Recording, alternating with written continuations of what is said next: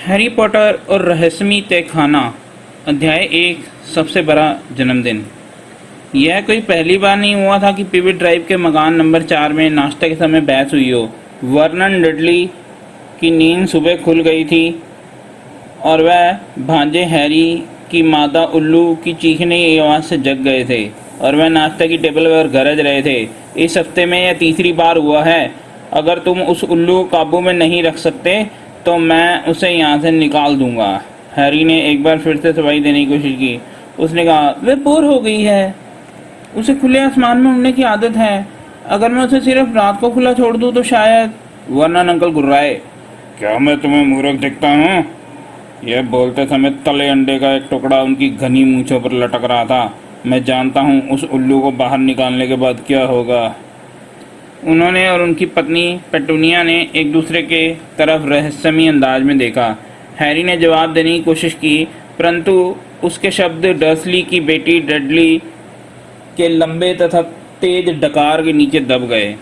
मुझे और नाश्ता चाहिए। पेट्रोनिया आंटी ने अपनी भारी भरकम पुत्र की लाड़ भरी नज़र को देखते हुए कहा, कढ़ाई में नाश्ता रखा है मेरे लाडले। इतने समय बाद तो हम तुम्हें भी भरकर खिलाने का मौका मिला है। मुझे नहीं लगता कि स्कूल में तुम्हें अच्छा खाना मिलता होगा। पेटूनिया, फालतू की बातें मत करो। जब मैं स्मेल्टिंग में था तो मैं कभी भूखा नहीं रहा। वर्नन अंकल ने जोश से कहा, डडली को वहाँ खाने की कोई कमी नहीं होगी। डडली इतना मोटा था कि उसके पुट्ठे किचन की कुर्सी के दोनों तरफ लटक रहे थे और वह सुनकर मूर्खों की तरह मुस्कुराया कि हैरी की तरफ मुड़ा। मुझे कढ़ाई उठा कर दो। हैरी ने चिढ़कर कहा, तुम जादुई शब्द बोलना तो भूल ही गए। इस समय में वाकया पूरे परिवार पर अविश्वसनीय असर हुआ। डडली की सांस रुक गई और वहाँ हफ्ते हुए कुर्सी से इतनी तेज से गिरा कि पूरा किचन हिल गया। मिसेस डर्सली ने चीखकर अपने मुंह पर हाथ रख लिया। मिस्टर डर्सली उछलकर खड़े हो गए और उनकी कनपटी की नसें फड़कने लगी। हैरी ने तत्काल कहा, मेरा मतलब यह था कि उसने प्लीज नहीं कहा था। मेरा मतलब कुछ और नहीं था।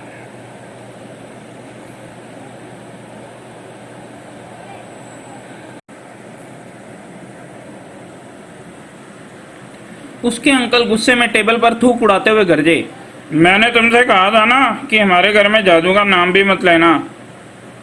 परंतु मैं तो। वर्नन अंकल टेबल पर मुक्का मारते हुए दौड़े, डडली को डराने की तुम्हारी हिम्मत कैसे हुई? मैं तो सिर्फ। मैंने तुम्हें पहले भी चेतावनी दी थी। मैं ये सब बर्दाश्त नहीं करूँगा। इस छत के नीचे तुम्हारी असामान्य हरकतों का जिक्र हो। हैरी ने अपने बैंगनी चेहरे वाले अंकल की नज़र हटाई, पीले चेहरे वाली आंटी की तरफ देखा तो डडली को उसके पैरों पर खड़ा करने की कोशिश कर रही थी। हैरी बोला, ठीक है ठीक है। वर्नन अंकल वापस बैठ गए। बहरहाल वे अब भी किसी भड़के हुए गैंडे की तरह हाँफ रहे थे और अपनी छोटी तेज आंखों के कोनों से हैरी को करीबी निगाह रखे थे। जब से हैरी गर्मी की छुट्टियों से लौटा था, वर्नन अंकल उससे इस तरह बर्ताव कर रहे थे मानो वह कोई बम हो और किसी भी समय फट सकता है। इसका कारण यह था कि हैरी सामान्य बच्चा नहीं था। सच तो यह था कि वह उतना ही असामान्य था जितना हुआ जा सकता है। हैरी पॉटर एक जादूगर था जो हॉगवर्ट्स जादूगरी और तंत्र के विद्यालय में 1 साल तक पढ़ने के बाद भी घर लौटा था।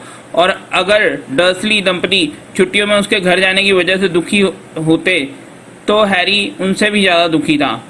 उसे हॉगवर्ट्स की इतनी याद आ रही थी जैसे उसके पेट में लगातार दर्द हो रहा था। उसे महल के रहस्यमय गलियारों भूतों की याद आ रही थी, अपनी जादू की पढ़ाई, शायद जादुई गाड़े के टीचर स्नेप को छोड़कर, उल्लुओं द्वारा लगाई गई डाक, बड़े हॉल में दावतें खाना, टावर के कमरे में मसहरीदार पलंग पर सोना, चाबियां और मैदान के रखवालों हैग्रिड के अंधेरे जंगल के पास बने घर तक जाना याद आ रहा था।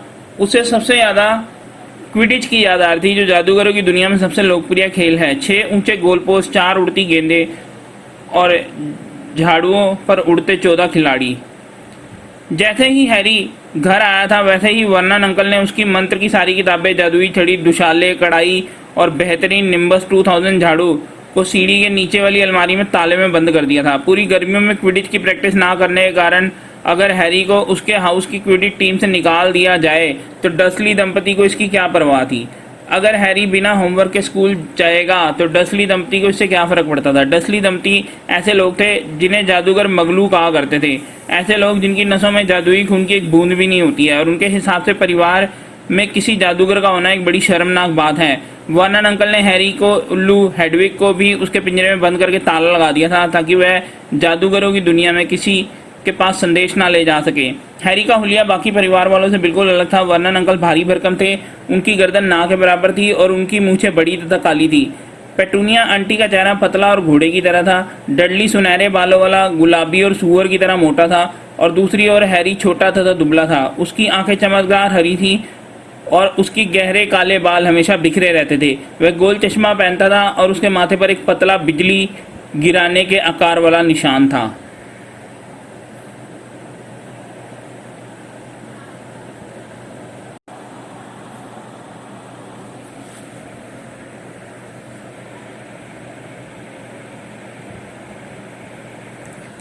इस निशान ने ही तो हैरी को खास तौर पर असामान्य बना दिया था, बाकी जादूगरों से भी ज्यादा असामान्य। यह निशान हैरी की उस रहस्यमय अतीत की इकलौती निशानी थी जिस वजह से उसे 11 साल पहले डसली दंपति की चौखट पर छोड़ दिया गया था।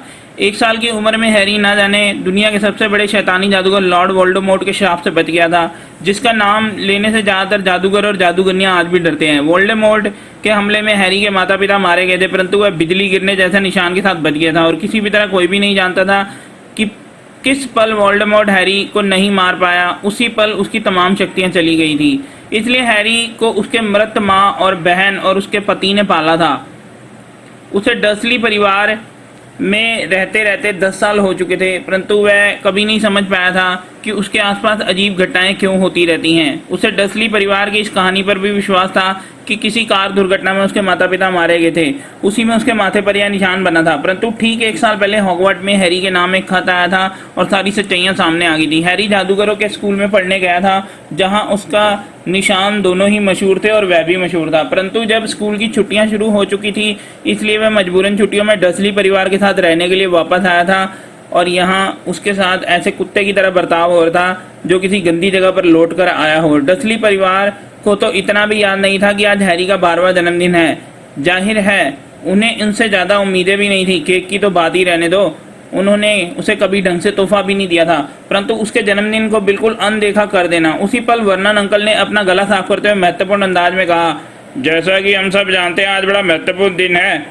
हैरी ने ऊपर की तरफ देखा, उसे इस बात पर यकीन नहीं हो रहा था। वर्नन अंकल ने कहा, आज का दिन मैं अपनी ज़िंदगी का सबसे बड़ा सौदा करूँगा। हैरी दोबारा अपना टोस्ट खाने लगा। उसने कड़वाहट से सोचा, वर्नन अंकल अपनी मूर्खतापूर्ण डिनर पार्टी की बात कर रहे हैं। पिछले 15 दिनों में से सिर्फ ये यही बात कर रहे थे। एक अमीर भवन निर्माता और उसकी पत्नी डिनर पर आ रहे थे, और वर्नन अंकल को उम्मीदें थी कि वो भवन निर्माता उन्हें बहुत बड़ा ऑर्डर देगा, क्योंकि वर्नन अंकल की कंपनी ड्रिल बनाया करती थी। वर्नन अंकल बोले, चलो हम लोग एक बार फिर कार्यक्रम दोहरा ले। हम सब 8 बजे अपनी अपनी जगह पर बैठे होंगे। पेटूनिया तुम रहोगी यहाँ बैठक में। पेटूनिया आंटी तत्काल बोली, अपने घर में उनके स्वागत के लिए तैयार। बहुत बढ़िया। और डडली बेटा तुम? दरवाजा खोलने के इंतजार में डडली ने चेहरे में एक बनावटी और भद्दी सी मुस्कुराहट लाते हुए कहा, मैं सुन अंकल आंटी, लाइए मैं आपका कोट संभाल कर रख दूं। पेटूनिया आंटी गदगद होकर बोली, वह सोचेंगे कितना प्यारा बच्चा है। शाबाश डडली, वर्नन अंकल ने कहा। फिर वह हैरी की तरफ मुड़े, और तुम?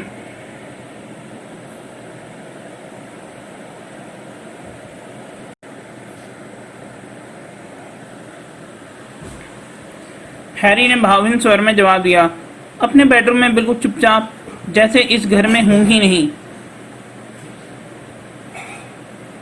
बिल्कुल ऐसा ही करना, वर्नन अंकल ने बड़ा ही मुंह बनाकर कहा। पेटूनिया, मैं इन लोगों की बैठक में लेकर आऊंगा और तुम्हारा परिचय कराऊंगा और उनके लिए ड्रिंक्स बनाऊंगा 8:15 बजे। मैं कहूंगी डिनर तैयार है, पेटूनिया आंटी बोली। और डडली बेटा तुम बोलोगे? मैसन आंटी आइए, मैं आपको डाइनिंग रूम में ले चलूं, डडली ने अपनी मोटी बाह और एक अदृश्य महिला की तरफ बढ़ाते हुए कहा। पेटूनिया आंटी नाक में सांस खींचती हुई बोली, मेरा आदर सभ्य बच्चा। और तुम? वर्नन अंकल ने खा जाने वाले अंदाज में हैरी से पूछा। अपने बेडरूम में बिल्कुल चुपचाप, जैसे मैं इस घर में हूं ही नहीं, हैरी ने नीरस अंदाज में कहा। बिल्कुल ऐसा ही करना, अब हमारा लक्ष्य है कि डिनर के दौरान उनकी तारीफ में कुछ वाक्य बोलें। पेटूनिया, तुम इस मौके पर क्या कहोगी? मिस्टर मैसन, वर्नन ने मुझे बताया कि आप गोल्फ के बहुत अच्छे खिलाड़ी हैं। मिसेज मैसन, आपने ये ड्रेस कहाँ से खरीदी? बहुत बढ़िया। और डडली बेटा, तुम क्या कहोगे? यह कैसा रहेगा? हमें स्कूल में अपने आदर्श व्यक्ति पर निबंध लिखना था और मैसन अंकल, मैंने आपके बारे में लिखा। पेटूनिया आंटी और हैरी दोनों के लिए बड़ा पचाना बहुत मुश्किल था। पेटूनिया आंटी की आंखों में आंसू आ गए और उन्होंने अपने बेटे को गले लगा लिया। दूसरी तरफ हैरी ने अपना मुंह टेबल के नीचे छुपा लिया ताकि कोई उन्हें हंसते हुए ना देख ले। और तुम लड़के, हैरी ने अपना चेहरा ऊपर उठा के भावहीन बनाने की पूरी कोशिश की और उसने कहा, अपने बेडरूम में बिल्कुल चुपचाप, जैसे मैं इस घर में हूं ही नहीं। बिल्कुल ऐसा ही करना, वर्नन अंकल ने जोर देते हुए कहा। मैसन दंपति तुम्हारे बारे में कुछ नहीं जानते और हम चाहते भी नहीं हैं कि उन्हें तुम्हारे बारे में कुछ पता चले। पेटूनिया, डिनर खत्म होने के बाद तुम मिसेज मैसन को काफ़ी पिलाने के लिए बैठक में ले आना और मैं चर्चा के लिए ड्रिल की तरफ मोड़ दूंगा। अगर किस्मत अच्छी रही तो 10 बजे की न्यूज़ से पहले समझौते पर दस्तखत करवा के इसे लिफाफे में बंद कर दूंगा और कल हम इसमें मर्जों के हॉलीडे होम खरीद रहे होंगे। हैरी यह सुनकर बहुत रोमांचित नहीं हुआ। उसे उम्मीद नहीं थी कि डसली दंपति मर्जोका में उसके साथ पिवट ड्राइव से ज़्यादा अच्छा व्यवहार करेंगे।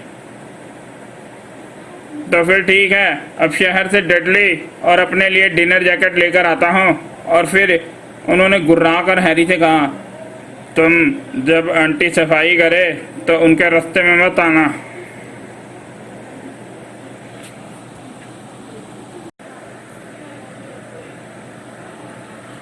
हैरी पिछले दरवाजे से बाहर चला गया। दिन खुशनुमा और सूरज की रोशनी से भरा था। वह लॉन के पार गया, बगीचे में बेंच पर बैठा और धीमी आवाज में गाने लगा, happy birthday to me, happy birthday to मी।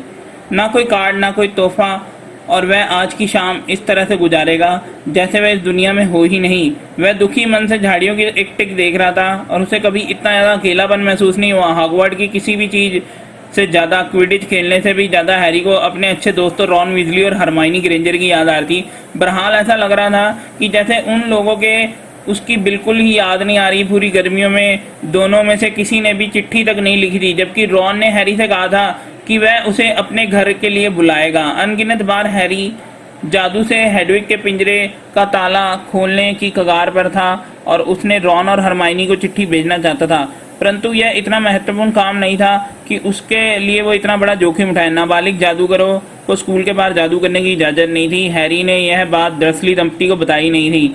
वह जानता था कि जादुई छड़ी और जादुई झाड़ू के साथ उसे भी सीढ़ियों के नीचे वाली अलमारी में सिर्फ इसलिए बंद नहीं कर रहे क्योंकि उन्हें डर था कि हैरी उन सब गुबरेले कीड़े में ना बदल दे। डर्सली परिवार में लौटने के 2 सप्ताह बाद तक हैरी अनाप शनाप मंत्र बोलता था और उसे तब बहुत मज़ा आता था जब डडली अपनी जान छुड़ाकर थुल-थुल पैरों से कमरे की तरफ भागता था। परंतु रॉन और हरमाइनी की लंबी खामोशी के कारण हैरी अब खुद को जादुई दुनिया से बड़ा अलग थलग महसूस कर रहा था और उसे डडली को सताने में भी मज़ा नहीं आ रहा था। और अब तो रॉन और हरमाइनी उसका जन्मदिन भी भूल गए थे। हॉगवर्ट्स से अगर एक भी खत आ जाए तो वह बदले में उस समय कुछ भी दे सकता था। किसी भी जादूगरनी या जादूगर को खत में बदल सकता था। यहाँ तक कि वह अपनी जानी दुश्मन ड्रैको माल्फाई की शक्ल देखकर भी वह एक तरह से खुश होगा क्योंकि उसे यकीन हो जाएगा कि यह महज एक सपना नहीं था। ऐसा नहीं था उसने हॉगवर्ट्स को पिछले साल मौज मस्ती की हो। साल के आखिर में हैरी ने किसी और का नहीं बल्कि लॉर्ड वोल्डेमॉर्ट का सामना किया था। वोल्डेमॉर्ट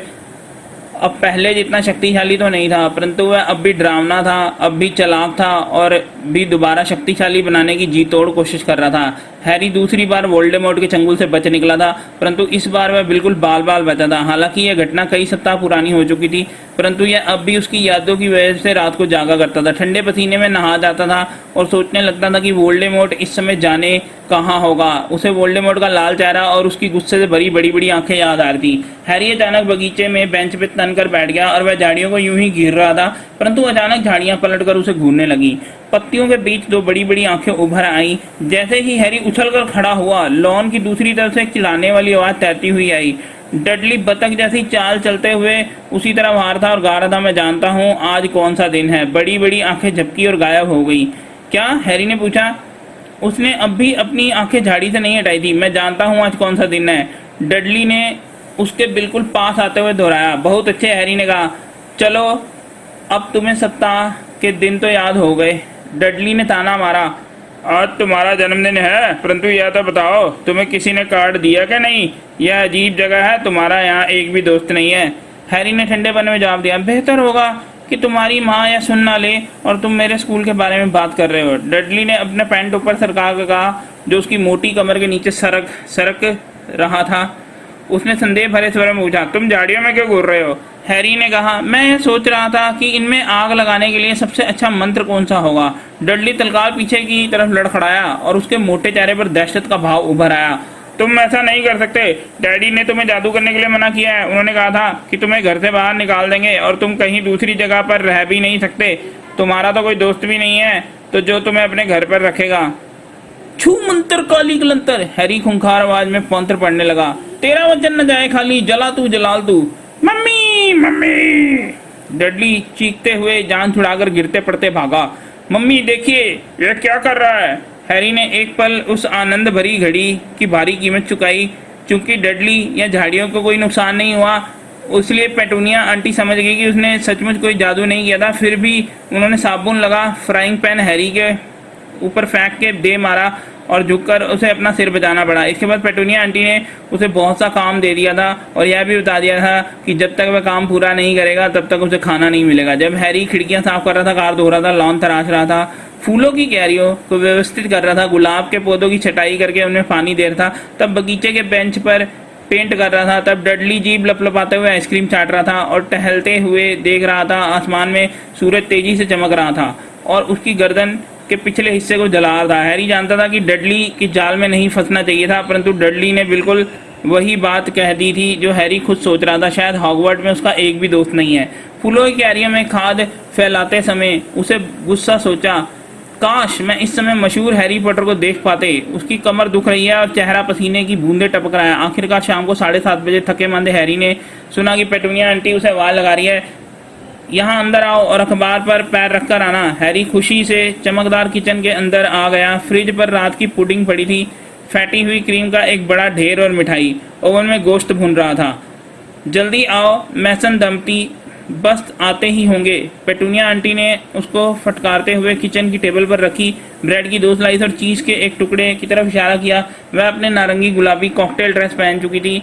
हैरी ने हाथ धोकर बेस्वाद भोजन को जैसे तैसे गले से नीचे उतारा। जिस पल उसे आखिरी कौर उठाया, पेटूनिया आंटी ने झपटकर उसकी प्लेट हटा दी। अपने कमरे में जाओ जल्दी। जब हैरी ड्राइंग रूम के दरवाजे के पास जा गुजरा तो वर्नन अंकल और डडली की झलक दिखी तो डिनर जैकेट पहन चुके थे और वह अभी बस ऊपर की आखिरी सीढ़ी तक ही पहुंचा था कि दरवाजे की घंटी बज गई। तत्काल वर्नन अंकल का तमतमाया हुआ चेहरा सीढ़ियों के नीचे दिखाई दिया। याद रखना लड़के, जरा से भी आवाज की तो। हैरी दबे पांव अपने कमरे तक पहुंचा, अंदर गया, दरवाजा बंद किया और इसके बाद वह अपने बिस्तर पर लुढ़कने के लिए तैयार हो गया। समस्या यह थी कि कोई उस समय पहले से ही बैठा हुआ था।